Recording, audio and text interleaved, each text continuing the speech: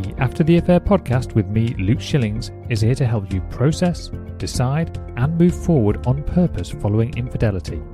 Together, we'll explore what's required to rebuild trust not only in yourself, but also with others. Whether you stay or leave, I can help. And no matter what your story, there will be something here for you. Let's go.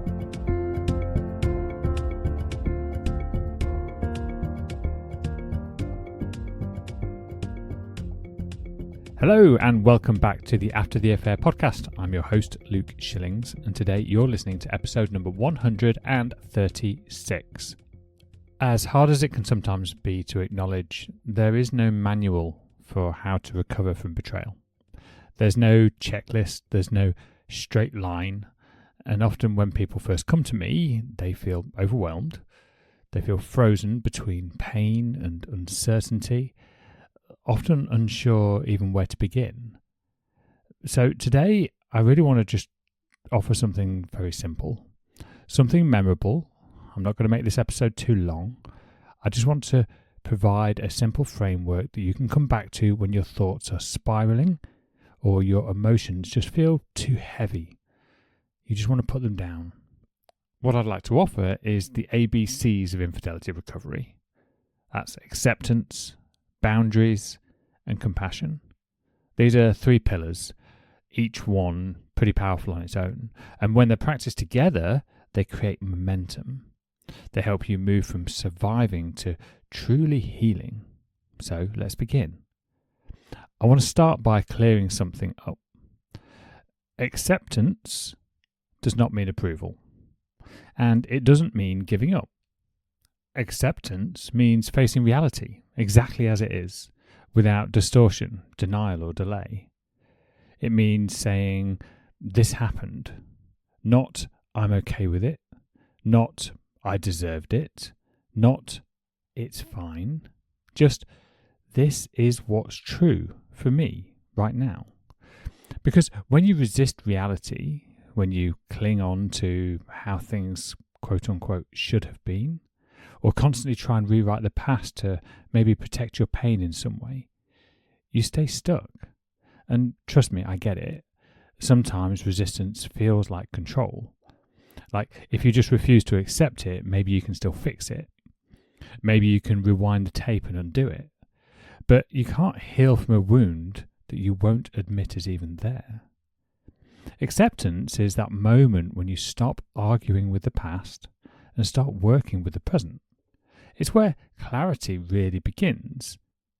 So here's what practical acceptance actually looks like. It's recognizing that you didn't cause somebody else to cheat, but you can still take responsibility for your healing.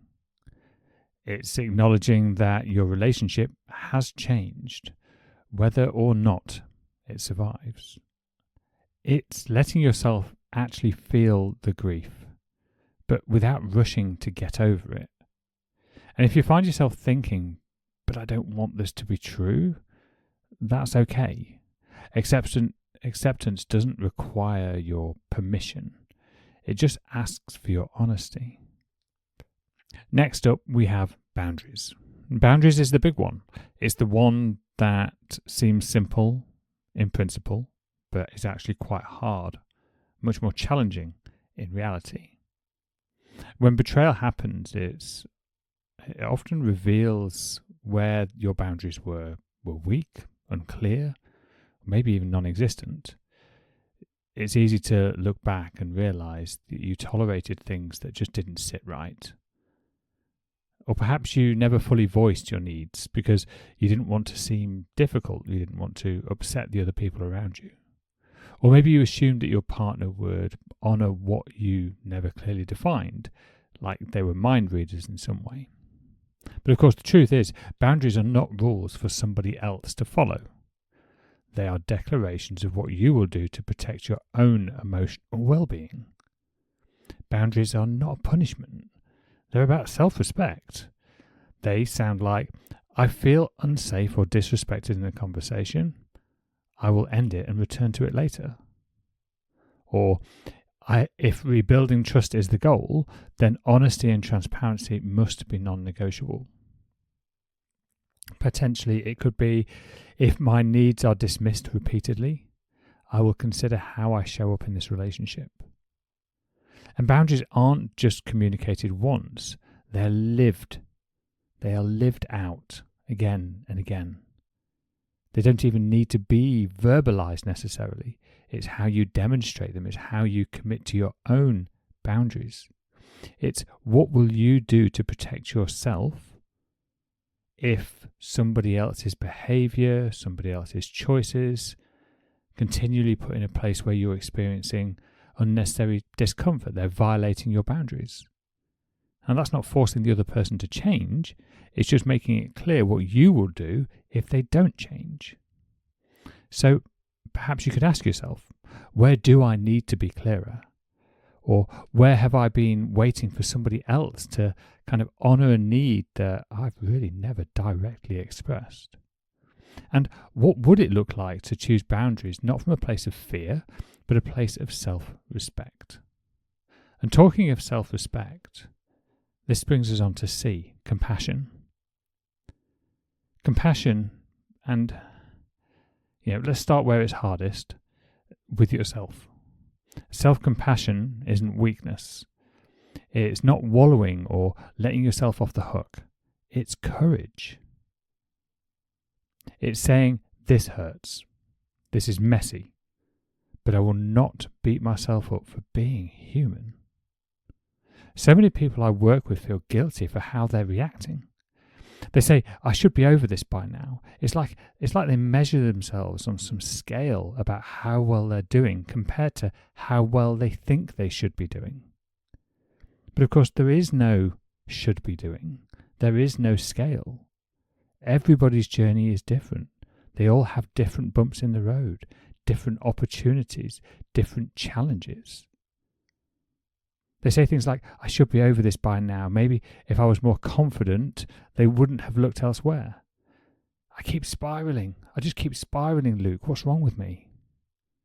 Well, the thing is nothing. Nothing is wrong with you. You're grieving. You're grieving a rupture in the very place you thought you were the safest.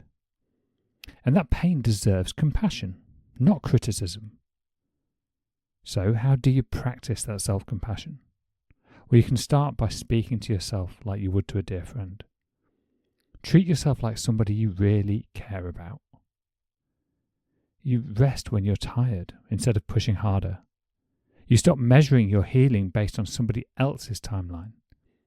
And if reconciliation is part of your journey, compassion for your partner doesn't mean erasing accountability. It means remembering that healing isn't built on blame. It's built on honesty, empathy, and sometimes, when it's safe and earned, a shared commitment to growth. But it starts with you. Because you can't offer compassion outward if you don't know how to hold it inwards. So there it is. The ABCs of Infidelity Recovery. Acceptance, boundaries, compassion. You don't need to master all three at once. You don't need to do them perfectly. But when things feel overwhelming, when you're unsure where to begin, come back to these three. Am I accepting what is true right now? Am I honouring myself through clear, respectful boundaries? And am I showing up for myself with compassion, even when I'm hurting? Because these three simple practices, they create movement, they create space, they create healing, and they remind you that you are not helpless. You are not too broken. You are not alone. You are already doing the work, and I can assure you I am proud of you. If today's episode helped bring something into focus, I'd love to hear from you. Share your thoughts with me on Instagram. Drop me a DM. You can visit me at MyLifeCoachLuke. You can also join the conversation in the Facebook group. You can find the link in the bio. And of course, if you are ready to take the next step in your recovery journey, then come visit lifecoachluke.com.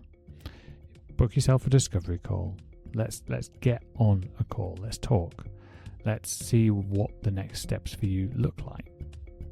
And if you want support applying the ABCs in your real life, your day-to-day experience, through the fear, the doubt, and the slow rebuilding, well, I'd love to walk alongside you.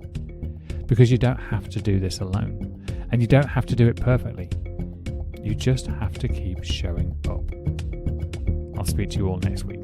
Take care.